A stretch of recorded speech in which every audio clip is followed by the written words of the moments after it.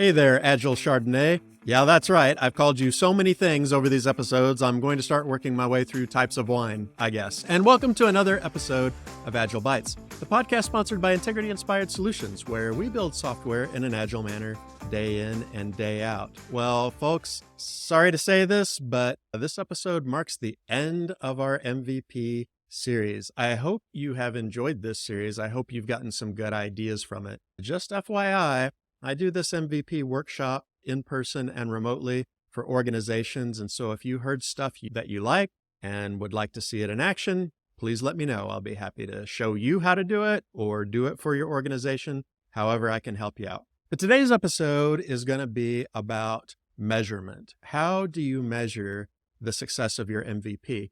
Now, this ties in very closely with last week's episode, which was about defining success, right? And we talked about 4 different areas that we might consider when we think about whether our MVP is successful or not, and how important it is to know what success means, right? And you want to have that definition. You don't want to just launch your MVP, see what happens, and then decide on the back end if you thought it was successful or not. You want to define victory up front. What are you going to get for this investment? What are you hoping to see out of it? So when we talk about measurement, obviously this is very closely related to that topic, right? Because whatever you pick as your success criteria, that's what we need to determine. And you might very well think this should be very straightforward, right? Whatever our idea of success is, just see if we got there, right?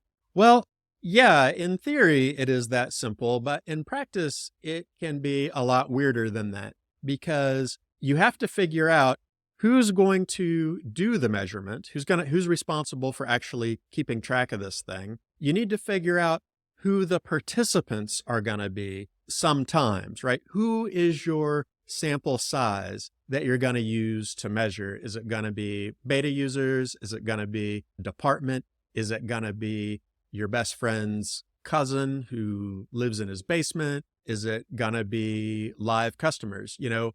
Who's going to be sort of your sample size for your measurement? And not everything is very straightforward to measure. Some things are a lot more straightforward than others. There are going to be things about your MVP sometimes that are key to your success, but it's not going to be immediately clear how to measure those things. Now, before I get into our 4 areas, with regard to that topic in specific, there's a book I'd like to recommend to you. It's called How to Measure Anything by Douglas Hubbard. I like this book. I think it approaches measurement and business decision-making, which is what the book is about. It's about how to measure the quote-unquote intangibles in business. And it's pretty thorough, and it gives you a lot of tools that you can use, things that maybe you haven't been exposed to, or maybe things you have been exposed to, but it didn't occur to you how you might use that to measure things that are more intangible. And I like the book because it deals with misconceptions and objections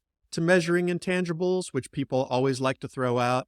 Like how do you really measure customer satisfaction? Net promoter scores are no good, yada, yada. And sometimes we have the belief that these things just simply cannot be measured. We cannot measure, say, the value of a feature, or we cannot measure how much happier our customers are with a particular iteration of our product. And so this book really deals with that and gives you some tools to deal with that. In fact, I think it's in the introduction, or at least in the opening chapters, he just flat out says, before you start reading this book, make a list of the things that you're pretty sure you won't be able to measure. And by the time you're done, I will have checked everything off that list, which, man, I love that. I give a lot of similar guarantees when I work with clients too, and I love that confidence. So it's a really good book. Pick it up. It will give you a lot of tools and a lot of insight into measuring things, especially the areas that are challenging to measure. So with those things in mind, I want to revisit our 4 areas, our 4 flows, as Steve Tendon from TameFlow presents them. That's kind of the categories I went through when I was talking about defining success. And I want to revisit those categories and talk about some of the nuances of measuring those categories. So the first one we talked about is the financial flow. And one example would be this MVP needs to make $10,000 in sales revenue in 2 months. There's some kind of financial target.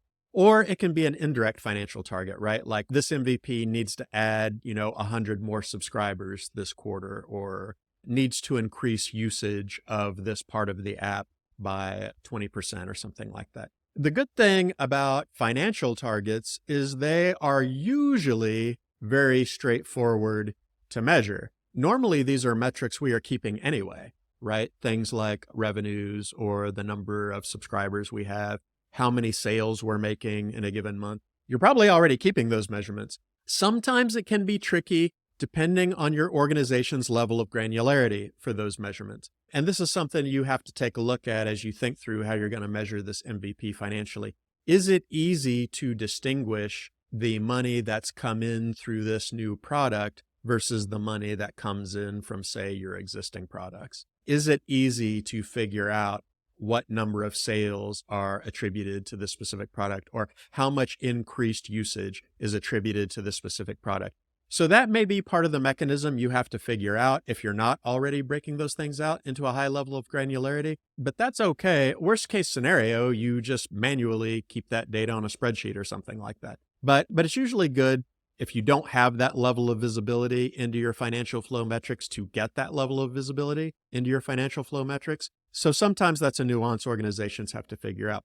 That's not actually the trickiest part about financial flow measurements. The trickiest part is there's a number of reasons why a financial measurement might look the way it does. So let's say that your financial definition of success for your MVP is that you have 100 users by the end of the month. And the end of the month comes and you don't have 100 users. You've got 50. Well, why? Is it because the product is bad? Is it because your idea didn't merit that level of investment from users? Because that's what we're really trying to figure out, right? We're trying to figure out, is this product viable?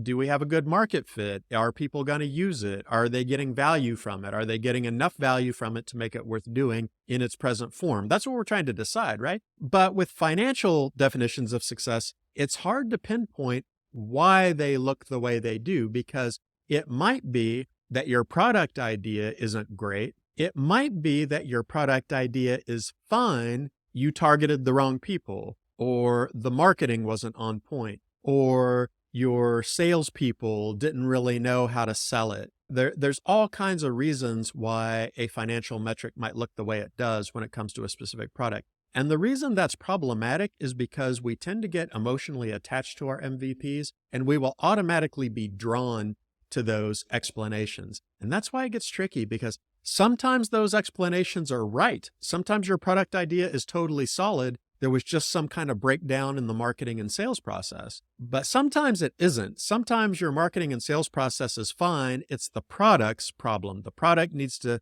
be pivoted in some way, or it's just not a good product to build at all. And because of our emotional investment in the MVP, we really tend to gravitate more toward, well, we're just not selling it right, or, well, our marketing message needs tweaking, or, well, maybe we need to think more about the ICP for this product or something like that. We like those explanations. We are very loath to say, yeah, maybe my product idea just wasn't that good, or maybe we need to change it meaningfully. So as you measure your financial goals for the product, just kind of keep that in mind. So the next area we looked at are the technical definitions of success. And one example we had of that is that the new system has to be able to read and write data that still lives in the mainframe. If we can't do that, if this product can't do that, then it's not worth continuing down the path until we get that resolved, right? Because the risk is too great. We still need the mainframe to be aware of these things. A lot of the source of truth data for this app might initially live in the mainframe. If we can't cross that bridge, then we need to rethink what we're doing, right? This is also usually pretty straightforward to measure because technical definitions of success are often kind of binary. You either did it or you didn't, Either we were able to talk to that system or we couldn't. Either we had 99% uptime or we didn't. It's usually pretty straightforward to measure. The thing that can be tricky about technical definitions of success, though, is with some of these other definitions of success, they give us pretty straightforward information into if our product is viable or not. Technical definitions of success don't always tell us that, because most technical issues can be resolved with additional time and or additional expertise. Because just because we weren't able to get the product to talk to the AS400 doesn't mean it's actually impossible, right? It's very possible, actually. Integrity builds systems all the time that talk to AS400, modern apps that talk to AS400 systems. It is very easily achievable if you know what you're doing. But it may be the first time that your techs have ever tried to do that. And so you don't meet that goal. The MVP is not consistently updating things in the AS400. So then your decisions are not so much about the product. It's more about how much time or how much money are we willing to invest in overcoming this hurdle. Unless you are technologically doing something that no one has ever been successful at before, someone knows how to do what you're doing, right? And you may need to pay for that, or you may need to give your team more time to figure it out. Again, that's not necessarily a product pivot, right? So that can be a difficult decision that you're going to face if your technical definitions of success are not being met. Let's talk about operational definitions of success. So one example I used from that category last week was we want to get invoices to payment processing 20% faster than the current software is doing it. So it's something about our operations that are improving, right? Some kind of goal, an increase in efficiency, a reduction of time, those kinds of things. These can be trickier to measure, certainly in comparison to the financial and technical goals we have for our MVP. And so the participation pool is a whole lot more relevant here. For instance, if we really are trying to make an operation take 20% less time, then it's very important who we select for the experiment, right? Is it the whole department? Is it a really experienced person in the department? Is it a new person in the department? If the product increases efficiency for one person by 20%, but it doesn't for another person, are we failing? So thinking through who your pool of participants are is interesting, but we also have to think sometimes in more complex ways about how we're going to measure things. For example, if you're doing a process and the entirety of it is from start to finish using your software and it's in one person's hands the whole time, that's relatively easy to measure. In fact, you can build those measurements right into the software, right? Take a timestamp of when you started the operation, take a timestamp of when you finish the operation, and lo and behold, you've got plenty of data to analyze to see if your MVP pulled it off. But not every business process looks that way, right? Sometimes business processes are going to involve other people, right? Like maybe part of my process is I can't move this document forward until the department head approves it. Well, I can't control if that department head approves it. And if I organize an artificial test, right, that department head could improve it right away because we're doing an artificial test, right? And man, this process was efficient. Well, here's the thing. If it normally takes that department head a day or two to approve documents in real life, we might have increased the efficiency of that process just by making them approve it right away. So it's not that the product was actually more efficient.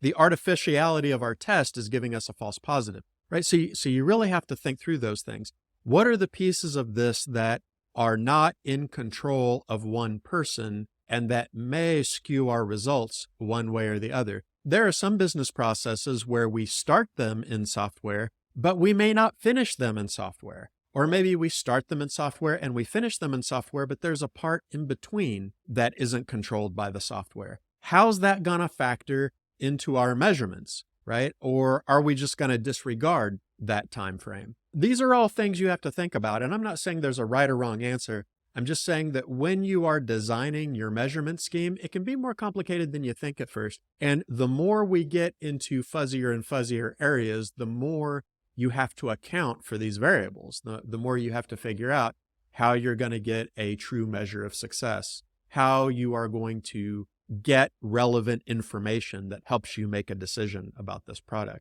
which is a great segue into the fourth area, which is the psychological flow. So one definition of success might be just like our users like this better, or it's easier to use. And one example I used from last episode was 90% of users report that this is easier to use. than our current software. This is usually the trickiest area to measure because we're dealing less with objective things we can look at and more about subjective things, right? Do people like it? Does it make them happier?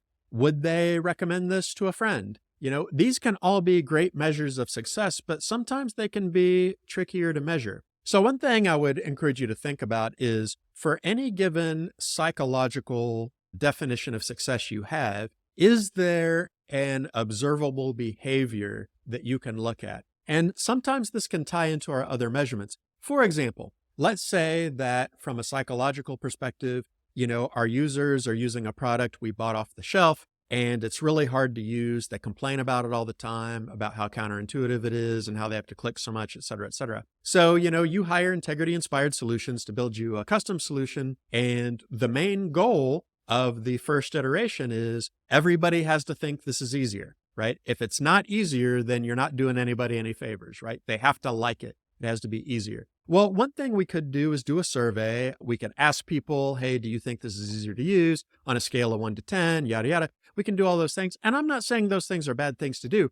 but we might be able to link this to something observable, right? So for example, if we discover that the business process in the software is taking markedly less time than it used to, we can probably conclude that it's easier to use, right? Because if it weren't easier to use, if it were just as easy or maybe more difficult, we would not expect a sharp reduction in time, right? But if we see that, it's pretty safe to say, especially if we're mostly dealing with the UX and not really like digging into the guts of the application or changing the business logic that much or the underlying infrastructure that much. Yeah, it's got to be due to the UX being better, right? And so for some of our psychological flows, we might be able to tie them to something observable. However, be ready to do surveys, right? Because a lot of times that's what we're left with when it comes to these more psychological aspects. Do you like it better? There's really no way to look at observable behaviors unless you do creepy things, right? Like, I'm going to leave your webcam on all the time and have AI count the number of times you smile while you're on this software or whatever, So a lot of times you're going to be dependent on things like surveys and feedback. So you got to think about your participation pool and you got to think about how you're going to measure it. Is it a net promoter score, on a scale of 1 to 10? How much do you like it? Is it just going to be a thumbs up, thumbs down? Is this better than the other software? Did you enjoy using it? But be prepared for those things. Think about how you are going to capture that sentiment. Even things that maybe seem innocuous, like we want the output to have no mistakes in it, right? Because maybe your users are really suffering because the app they're using right now has bugs or it has a lot of errors in its computations or it's morphing the data in weird ways or something like that. And everyone's having to do work 2 or 3 times over. So we don't want that. Even something like that. How are you going to measure that, right? I mean, it's a great definition of success. How are you going to measure it, right? And part of that is going to be objective things, but part of that is going to be subjective things. And you're going to need to be interviewing your users. So be prepared for that. So those are some things to think about as you are designing measurements for your definition of success. Make sure you have them, right? What is your plan? Make sure we all agree that this is going to give us the information we need. And again, consider what you're going to do if these measurements are not met. Think about these measurements as commitment points. Really think about if we don't hit these, we really need to rethink what we're doing with this product. And if the measurements don't reflect that, change your goal, right? Change what you're going to measure, because I can tell you from personal experience, when you run your MVP experiment and you do your measurements and you start comparing them against your definition of success, in many cases, you're not going to be totally unsuccessful. You're going to be partially successful. You're just not going to hit the standards that you set. And when that happens, what are you going to do? A lot of people just keep pushing forward because they're like, oh, well, we came pretty close. I know we said 100 users, but, we just kind of pulled that figure out of thin air. We got 75 users. That's pretty good. So I think we're on the right track. Let's keep going. Again, it's so important that you emotionally distance yourself from your MVP and rely on the data, rely on the standards you decided on when your head was cool, right? And if you can't do it, get people who can, right, involved in this. Get people who are going to hold you to it. CFOs are great for this, especially for some of your measurements. They care about the bottom line of your investment. They don't care how emotionally attached you are to that idea. If you tell your CFO, this is going to bring us $10,000 in revenue in 2 months, and it doesn't, your CFO is going to make you change that product idea. So get other people involved if you don't think you can make the tough decisions when the supporting data isn't really there, or you're going to feel like fudging it or giving it some wiggle room and things like that. I'm not saying you need to hold on to a measurement if you think you got the wrong measurement.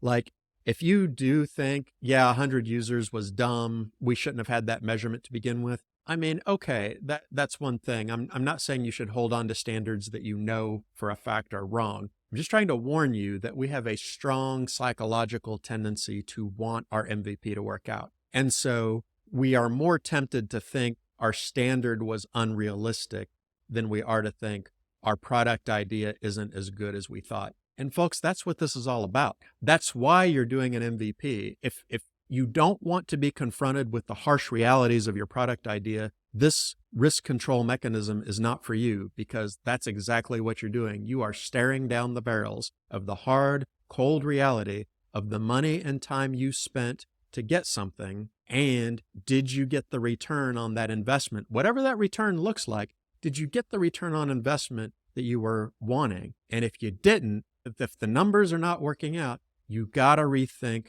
the product idea. So coming up with good measurements that you can trust and that you can believe in is very important. Again, I remind you of the book, How to Measure Anything by Douglas Hubbard, to help you cover those areas that maybe are a little fuzzier when you're measuring your MVP. Folks, I really hope this series has helped you out. I really encourage you to run some experiments, doing some MVPs, use some of the practices that I've thrown out there if you like them, if they make sense. If they don't, that's fine. Understand the principles behind them and come up with your own stuff. That's great. But at the end of the day, keep in mind that the whole point of an MVP is to give you meaningful information to decide if you are on the right track or not with your product.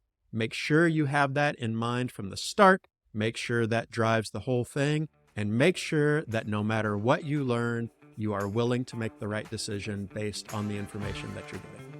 Thanks everyone for listening to Agile Bites. Agile does sometimes bite, but we don't think it always has to. If you enjoyed what you heard today, don't forget to like and subscribe to this podcast on whatever platform you happen to be using. And if you can, leave us a comment, because we'd love to hear your feedback. What things would you like to hear about? What things did you hear that were valuable to you today? You can also head over to integrityinspired.com to sign up to our email list. But that's all for today, folks. We'll see you next time.